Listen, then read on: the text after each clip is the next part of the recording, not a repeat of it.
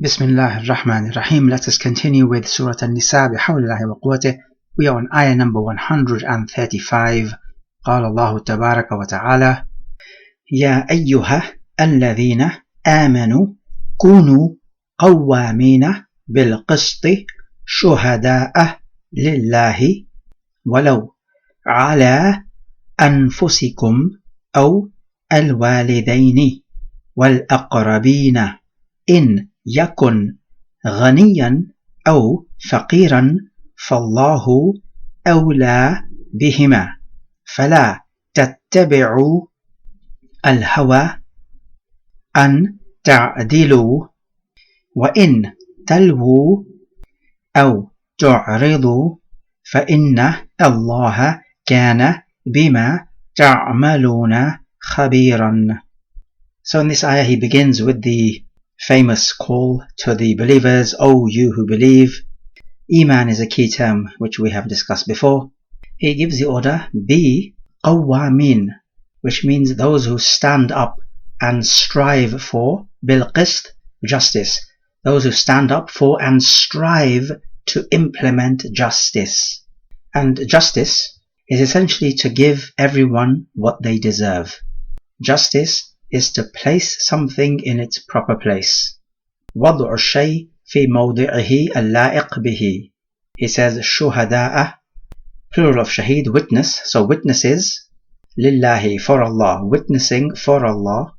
That is to say, standing as witnesses to establish justice, to gain the pleasure of Allah Jalla wa Ala, and to please Him.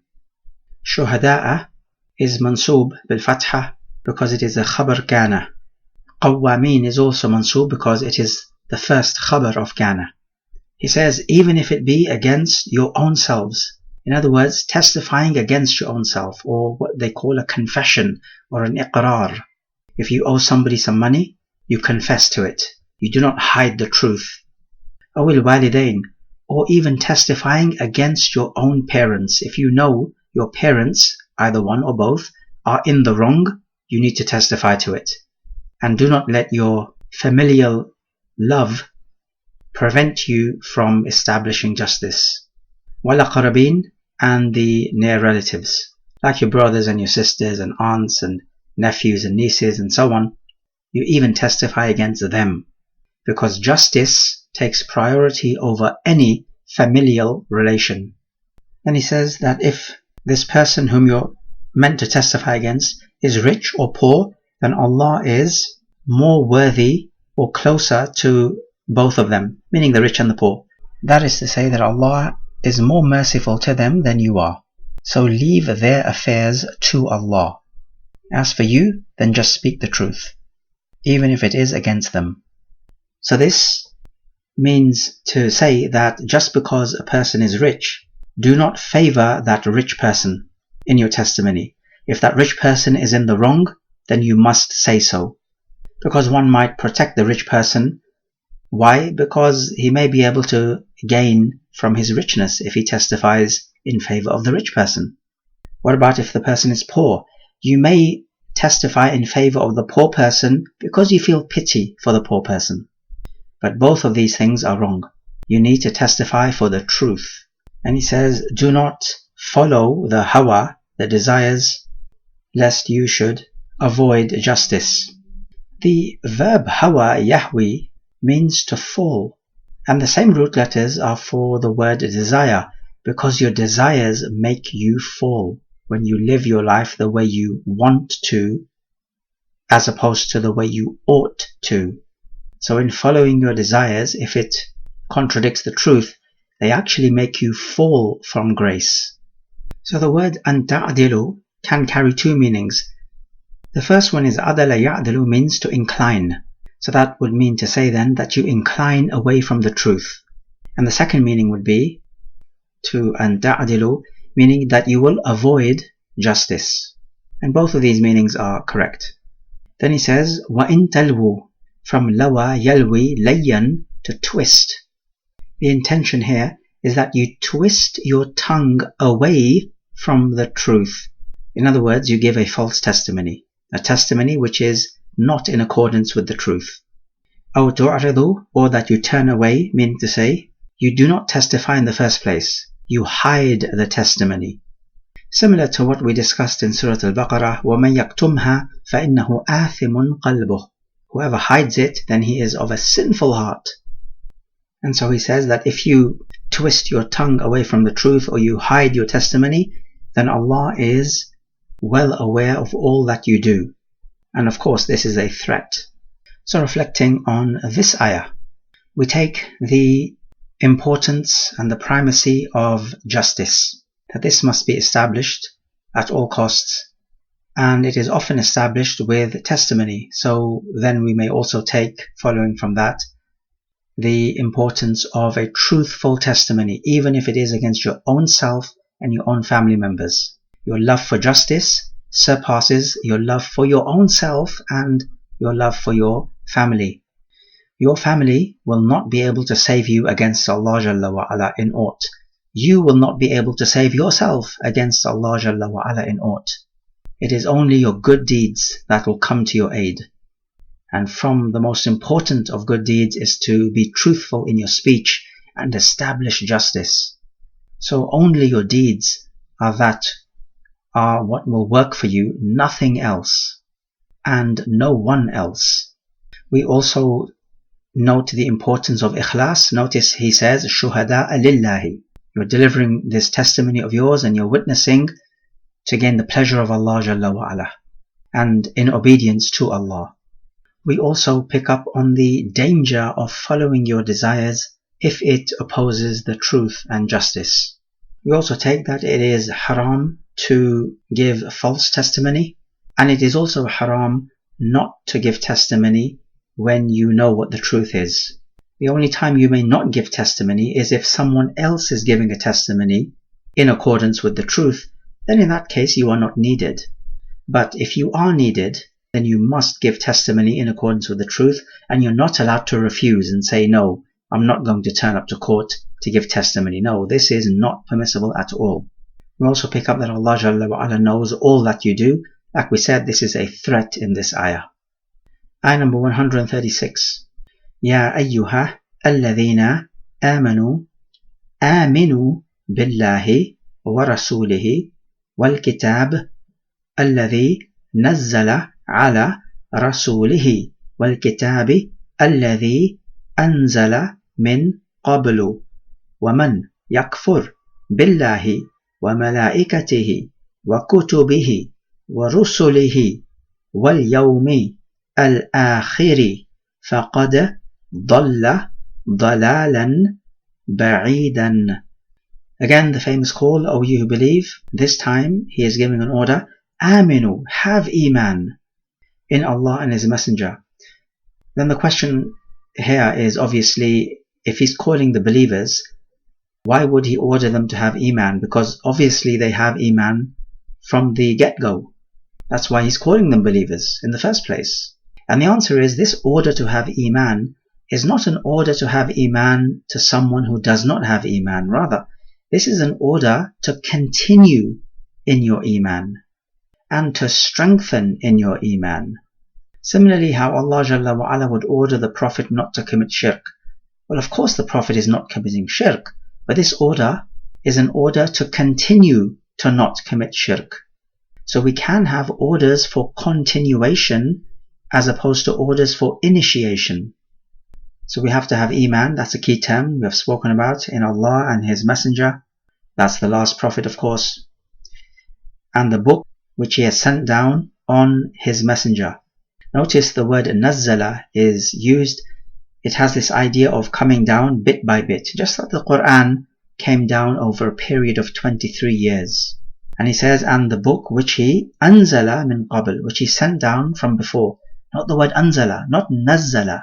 So anzala would have this idea of being sent down in one fell swoop.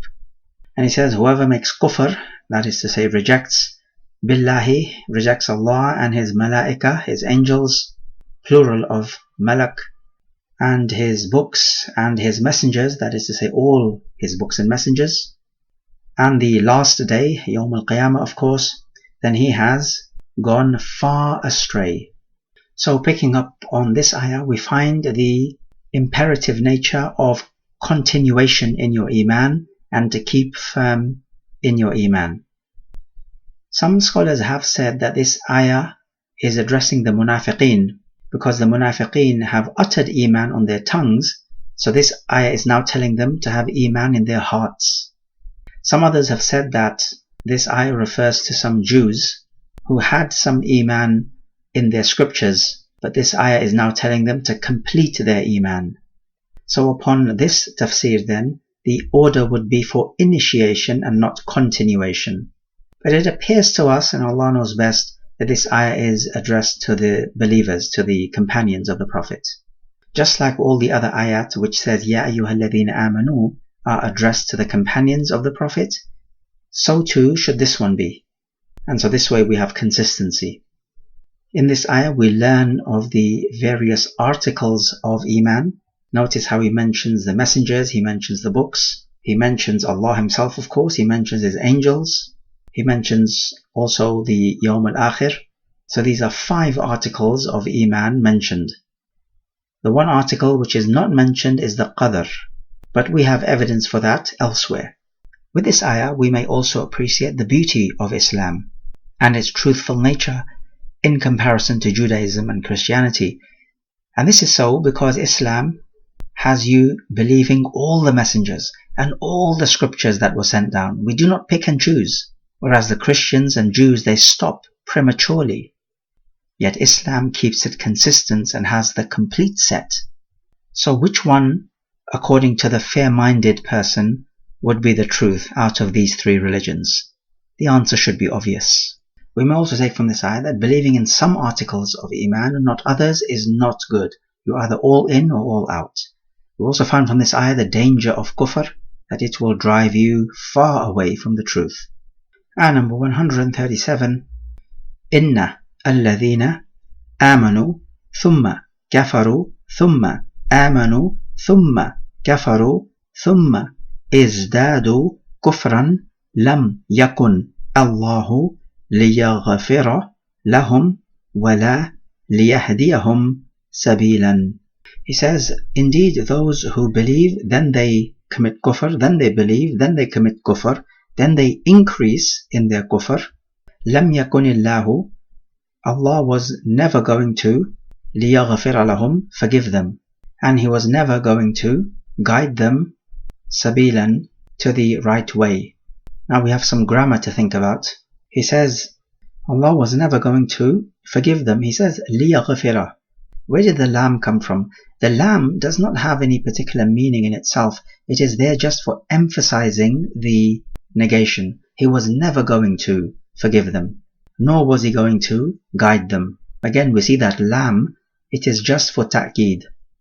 The word sabilan is mansub bil-fatha because it is a maf'ul bihi, the passive participle. The verb is yahdiyahum. Also notice yaghfira and yahdiya, they're both mansub bil-fatha. Why? Because of the harf an, which is mudmar. It is not explicitly stated, but we know that the harf an turns the fi'l into mansub. Okay, here's a question. Whom is this ayah referring to? It has been said that this ayah refers to the Yahud. They first believed in Musa alayhi salam, then they made kufr when they worshipped the golden calf, then they believed again when they repented from worshipping the golden calf, then they made kufr again in Isa alayhi salam, and then they increased in their kufr by rejecting Muhammad alayhi salatu wasalam. Another opinion on the matter is that this ayah refers to the munafiqeen, who believe and then they make kufr and believe and make kufr, and in the end their final result is that they just increase in their kufr. So picking up on this ayah, if we interpret this ayah to mean those people who just oscillate between kufr and iman, then upon this interpretation there are those ulama who say that the one who commits apostasy many times, he should not be forgiven. But we say no, this ayah does not prove that the one who commits apostasy many times should not be forgiven. Rather, every time he embraces Islam, he should be forgiven and it should be accepted from him. Because the ayah says that those people who increase in their kufr, Allah will not forgive them nor guide them. But as for the one who keeps committing apostasy, then reverting back to Islam, we do not know if his end result is that he is going to keep increasing in kufr. We do not know his end result. Therefore, as long as he enters back into Islam, we should accept it from him. And as for matters of his heart, then this is between him and Allah Jalla wa Ala. We only go by that which is apparent. We learn a vital lesson from this ayah, that we need to seek refuge from oscillating between kufr and iman, and having our iman shaken. And so this is why we must make dua to keep firm in our iman, because the heart is a fickle thing. Today it believes this, tomorrow it believes that. So ask Allah Jalla wa Ala to keep your heart firm. هذا والله أعلم.